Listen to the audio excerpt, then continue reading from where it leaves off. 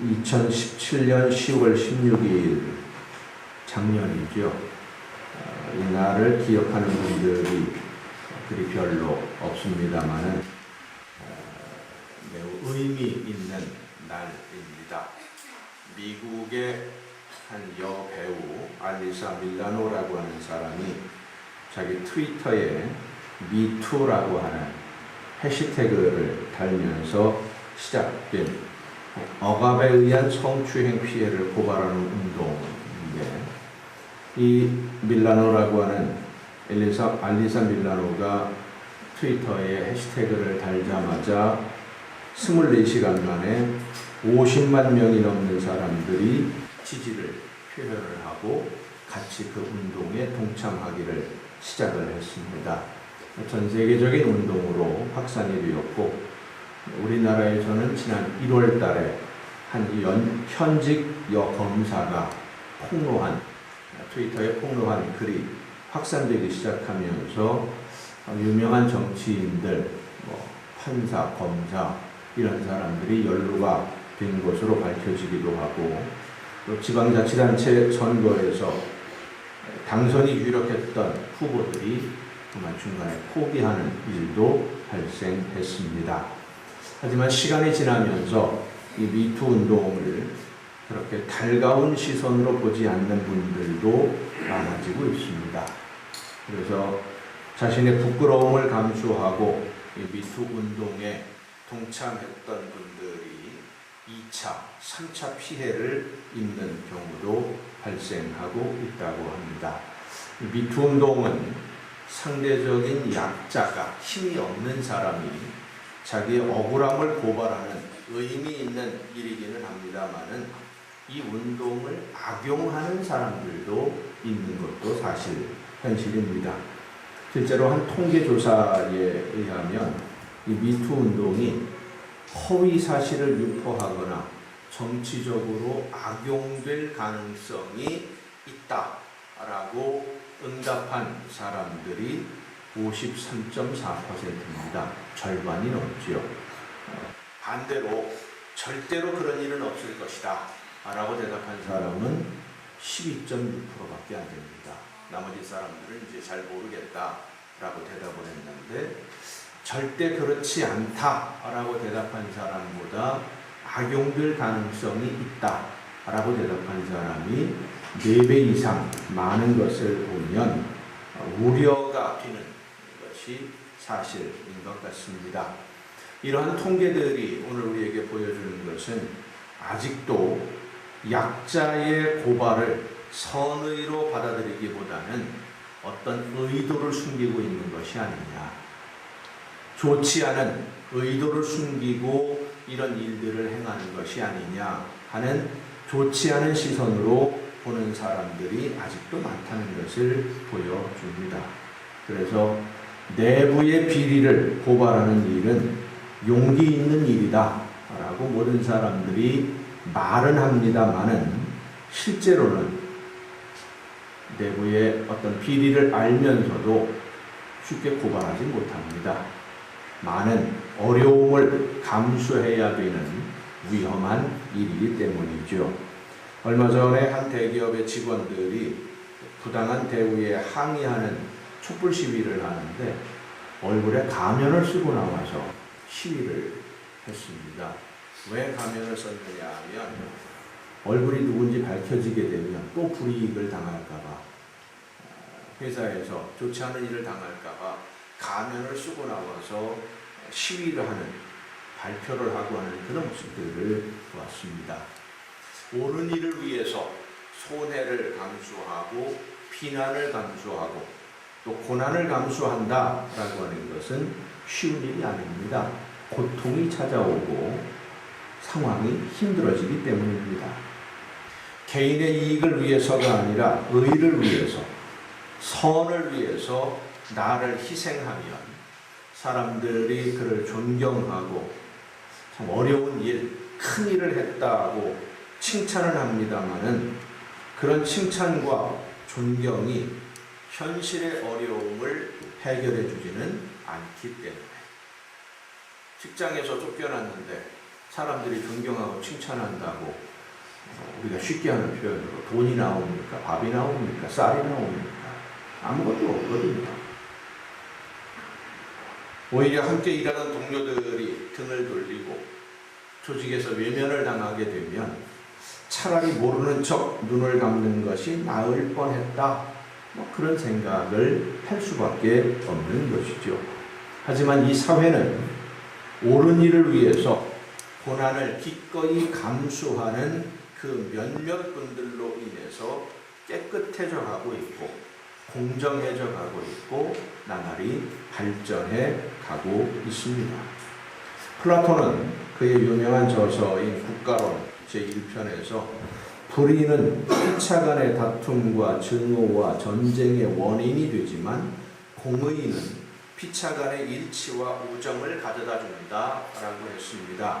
그러나 현실에서 보면 공의를 행하고 선을 행하다 보면 나만 바보가 되고 나만 미련한 사람이 되고 나만 손해보고 마는 경우가 참 많아요. 그런데 오늘 본문 말씀을 보면 너희가 열심으로 선을 행하면 누가 너희를 해하리요? 그러나 의를 위하여 고난을 받으면 복이 있는 자라고 말씀해 줍니다. 열심히 선을 행하면 우리를 대적할 사람이 없을 것이다. 그런데 의를 위해서 고난을 받으면 복이 있는 사람이다. 앞뒤 말이 좀 안 맞는 것 같아요. 선을 위해서 열심히 최선을 다하면 누가 너희를 대적하겠느냐. 고난받지 않는다는 이야기거든요. 그런데 의를 위해서 고난을 받으면 복이 있는 사람이다. 왜 고난을 받게 되느냐. 오늘 우리가 살아가는 이 사회는 약자들에게는 한없이 무자비하고 강자들에게는 한없이 자비로운 사회입니다. 이게 바뀌어버렸어요. 약자들에게는 한없이 무자비합니다. 원칙대로 다 적용을 합니다.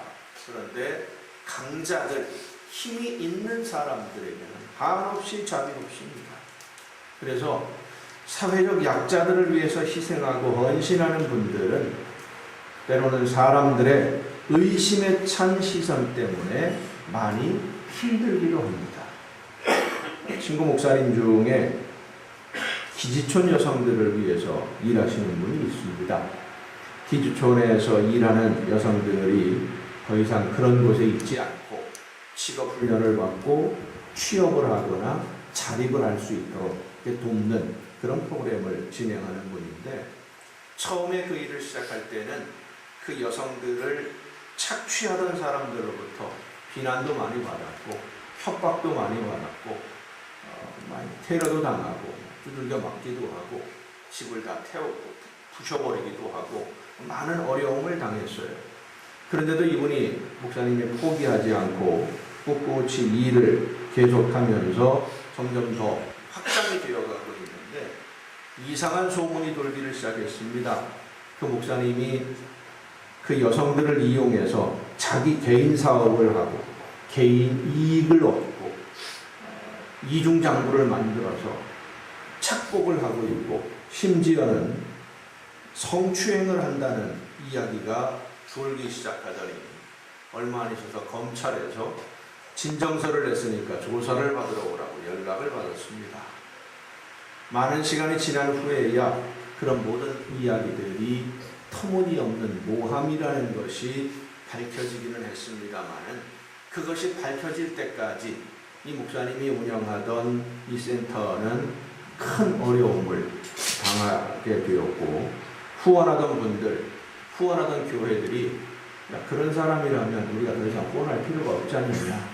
그 후원을 중단하는 바람에 센터가 문을 닫을 위기까지 몰리기도 했습니다. 오늘 우리가 하나님의 나라를 위해서 하나님이 기뻐하시는 일을 위해서 충성하고 헌신하면 세상 모든 사람들이 존경하고 도움을 주는 사람들도 있지만 전부 그런 것은 아니라 방해도 심하고 핍박도 심하고 모함도 심하고 비난도 받게 됩니다. 왜냐하면 선을 행하는 사람이 많지 않아서 선을 행하는 사람이 더 많으면 악을 행하는 사람보다 선하게 살려고 하는 사람이 더 많으면 선하게 사는 것이 당연한 건데, 대부분이 악을 행하는 사람들이 더 많다 보니까 선하게 살려고 하는 사람들이 핍박을 받는 거예요. 제가 군대에 있을 때 편한 부대에 있었는데 제일 힘들었던 것이 교회 가는 거였어요. 교회를 못 가게, 예배를 드리려 못 가게 하는 거예요. 제가 있던 내무반에 교회 가는 사람이 한 사람도 없더라고요. 저 혼자밖에 없어요. 혼자 갔습니다.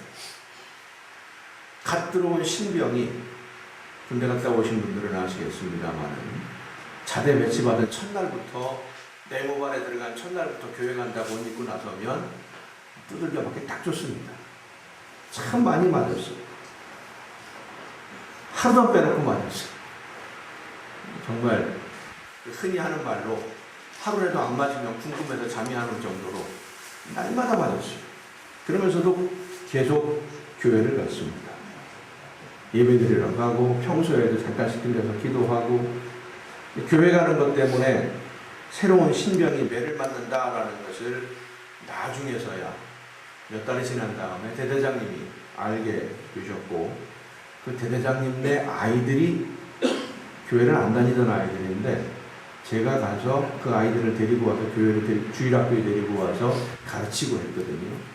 그러다가 이 대대장님도 교회를 나오시게 됐는데,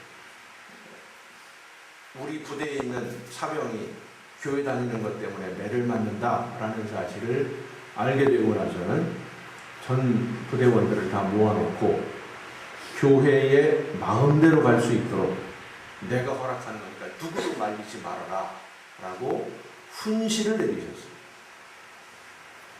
공식적으로 교회를 가도 된다라고 허락을 받고 그 첫 주일에 교회를 가려고 이제 옷을 입고 신고하고 탁 나서니까요, 몇 사람이 자기도 같이 가겠다고 옷 입고 따라 나서는 거예요. 얼마나 기분이 좋은지. 교회 다니던 사람이 하나도 없었는데 같이 간다고 그러니까 얼마나 기분이 좋습니까? 뭐 무슨 생각으로 따라오는지 신경 쓸 것도 없어요. 그래서 무조건 좋아지는 게 같이 갔습니다.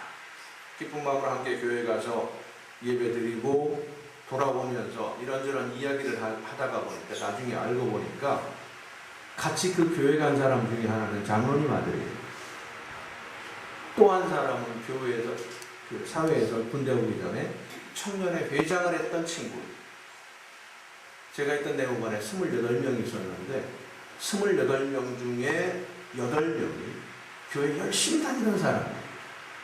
그런데 아무도 못 간 거예요. 신병으로 섬에 들어오면 고참들이 교회 간다 그러면 때리고, 계속 때리니까 맞는 게 싫어서 안 가게 되고, 한 사람이 안 가니까 그 다음에 들어온 사람 또 그렇게 만들고, 나중에는요, 저를 제일 괴롭히고 제일 많이 때렸던 사람이, 죄송합니다만 장로님 아들이었어요. 자기가 그렇게 못 갔으니까, 내가 못 갔으니까 너도 가면 안 된다 이거. 얼마나 많이 괴롭혔는지. 그렇게 되다 보니까 부대원 전체가 교회 안 가는 것으로 되고, 혼자서라도 가려고 하면 뭐 전 부대원이 나가서 괴롭히니까 두려워서 못 가고, 그랬는데 제일 신병 막내가 들어와서 매를 두들겨 맞으면서도 계속 가고, 정말 많이 맞았어요.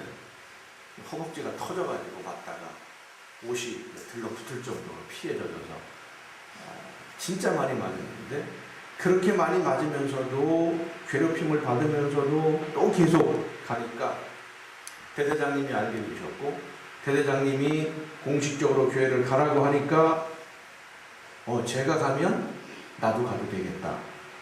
따라 나서기 시작한 거예요. 그 다음부터는 제가 이제 부대 인사과에 있었는데, 신병들이 새로 들어오면 그 신상기록부를 작성합니다. 물어봅니다. 너 교회 다닌 적이 있냐? 그러면 한 번도 안 가본 사람은 거의 없더라고요. 한두 번은 다 가봤어요.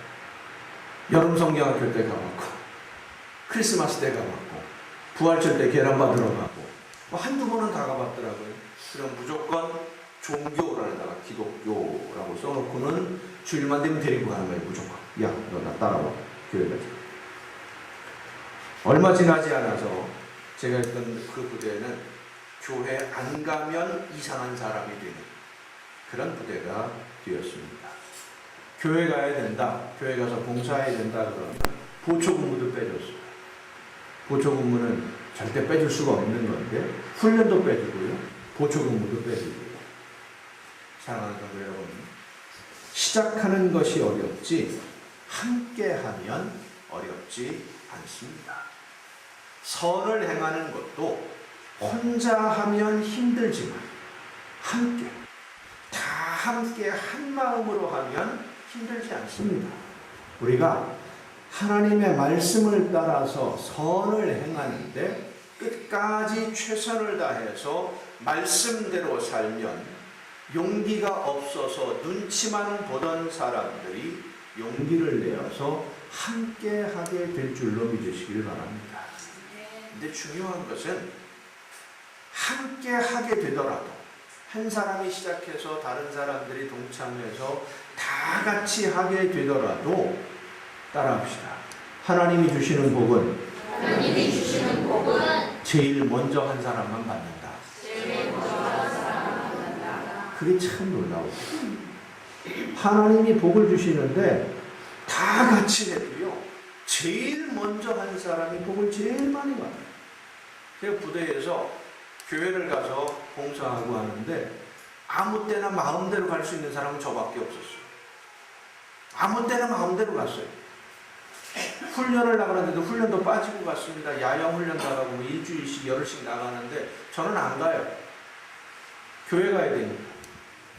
반드시 있어야 돼서 대대장님이 저를 참 많이 아껴주셨는데, 대대장님이 어떤 일이 있어가지고 꼭 같이 가야 된다 그러면은요, 야영 훈련을 나갔다가 대대장님이 타는 집차가 있어요. 1호차에 저를 태워서 주일날에 교회를 보냈어요.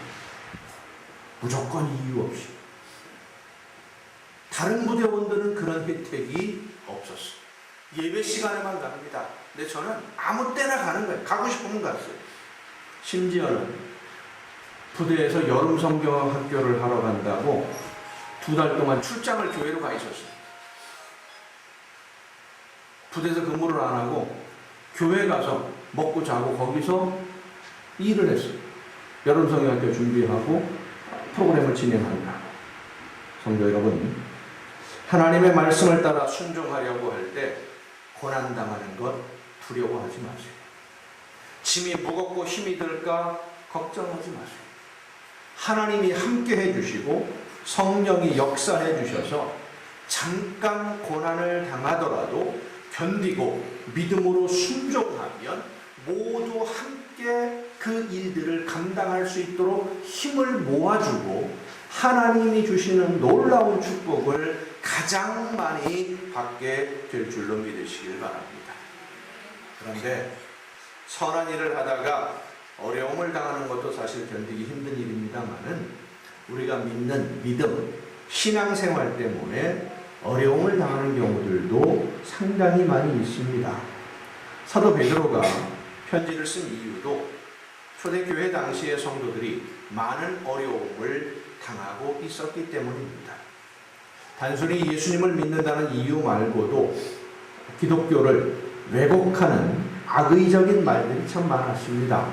사람을 잡아먹는 사악한 종교다. 사람의 피를 마시는 악마의 종교라고 하는 소문들도 있었습니다. 성찬식을 행하면서 이것은 내 몸이니 받아 먹으라. 이것은 내 피니 받아 마시라. 몸을 먹고 피를 마신다. 저 사람 잡아먹는 아주 악독한 사악한 종교 집단이다. 이런 소문들도 있었고, 유대인들에게는 하나님을 모독하는 신성 모독을 범하는 이방 종교라는 소문이 나 있었고, 그 당시 전 세계를 지배하던 로마에게는 로마 황제를 배격하는 반역의 무리들이라고 소문이 나 있었고, 또 교회 안에서는 예수님을 믿는 믿음으로만 구원받을 수 없고 율법을 지켜야만 구원받을 수 있다라고 주장하는 그런 사람들, 또 영지주의 이런 이단들로 인해서 많은 어려움을 겪어야만 했습니다. 요즘 우리가 쉽게 이렇게 생각하면 됩니다. 신앙생활 열심히 하고 힘들고 어렵지만 하나님의 말씀을 의지하고 믿음으로 순종하려고 하면 옆에 있는 사람들이 뭐라고 하느냐? 교회 다니면 밥이 나오냐 돈이 나오냐?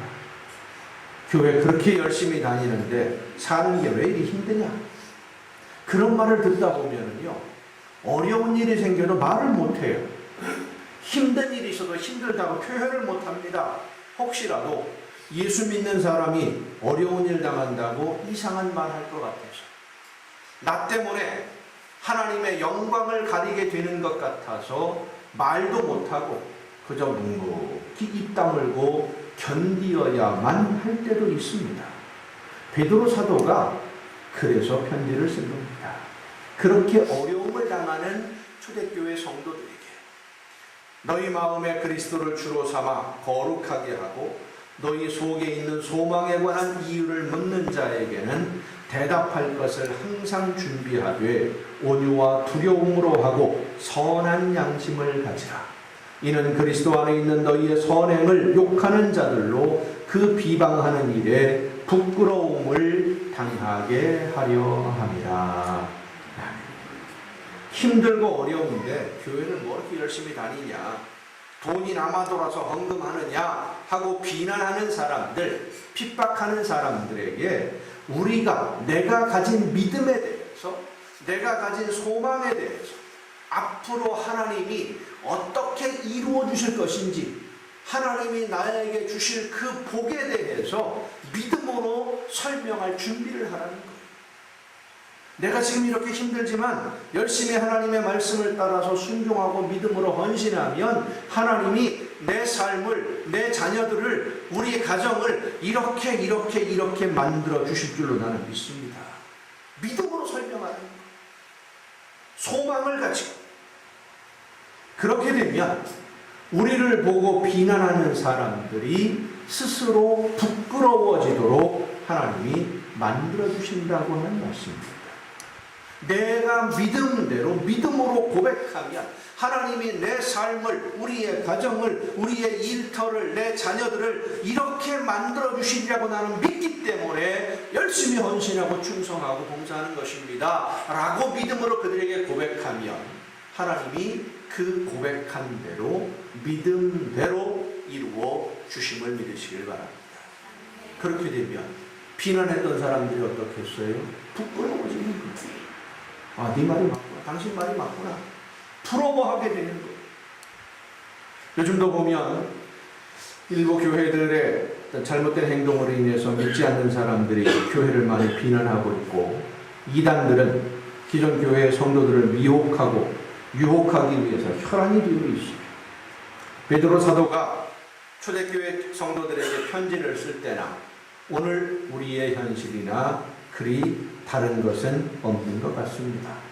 그래서 순수한 믿음으로, 어린아이와 같은 믿음으로 세상과 타협하지 않고 말씀 따라서 신앙생활하는 성도들이 어려움을 당하고 있는 것이 현실입니다. 평안함을 누리고 행복하게 이 세상을 살다가 영원한 하나님의 나라에서 영원히 살기를 원해서 우리가 예수님을 믿는 건데, 고난을 당하게 되면, 어려움을 당하게 되면 많은 분들이 신앙을 버리기도 하고요, 교회를 떠나기도 합니다. 그러나 성도 여러분, 우리가 하나님의 약속을 믿고 끝까지 믿음을 지켜 행하면 하나님은 믿음대로 이루어 주실 줄로 믿습니다. 이 세상 그 누구도 누리지 못하는 복을 우리 믿는 성도들에게 허락해 주실 줄로 믿습니다. 우리가 복을 많이 받아야 됩니다. 이 세상에서 복을 받기 위해서 예수님을 믿는 것은 아닙니다마는 하나님의 말씀을 따라 올바른 신앙으로 끝까지 견디며 믿음으로 순종하는 자녀들에게 하나님은 상상할 수 없는 복을 주신다고 약속하셨고, 천대에 이르도록 복을 주신다고 말씀해 주셨고, 그 약속하신 대로 복을 주셨습니다. 아브라함이 하나님의 약속을 믿고 고향을 떠나서 고난의 길, 가나안으로 가는 이 고난의 길을 믿음으로 순종했을 때 하나님은 약속하신 대로 아브라함에게 모든 것을 다 이루어 주셨어요. 아브라함뿐만 아니라 하나님의 약속을 믿는 믿음으로 살았던 그 아들 이삭, 야곱, 요셉, 모세, 여호수아, 기드온, 사무엘, 다윗, 이런 모든 사람들이 하나님의 약속을 믿고 고난을 마다하지 아니하고 믿음으로 순종했을 때 하나님은 약속하신 것보다 더 많은 복을, 비교할 수 없는 놀라운 축복을 그들에게 허락해 주셨습니다. 아브라함에게 약속하시고 약속하신 대로 이루어 주신 하나님이 오늘 우리가 하나님의 약속을 믿고 예수님을 따라 믿음으로 순종하며 순수한 어린 아이의 믿음으로 살아갈 때에 우리가 상상하지 못했던 축복의 문을 열어 주실 줄 믿습니다. 사랑하는 성도 여러분, 오늘 우리가 살아야 할 이 시대는 여러 가지로 어려움이 많은 시대입니다. 유혹도 있고 고난도 많습니다. 하지만 신앙생활 적당히 하면서 적당히 세상과 어우러져서 그렇게 편하게 살면 좋겠다 싶은 그런 유혹을 이겼기 때문에 오늘 여러분은 이 자리에 있는 줄로 믿습니다. 고난이 있어도 힘든 일이 있어도 하나님이 맡기신 사명을 감당하는 짐이 무겁다 할지라도 포기하지 말고 끝까지 순수한 믿음으로 순종함으로써 하나님이 주시려고 준비하신 모든 축복을 다 받아 누리며 세상 사람들, 특별히 믿는 우리를, 믿는 성도들을 비난하던 사람들이 부끄러워질 정도로 하나님의 축복을 누리는 저와 여러분이 될 수 있기를 예수님의 이름으로 축원합니다.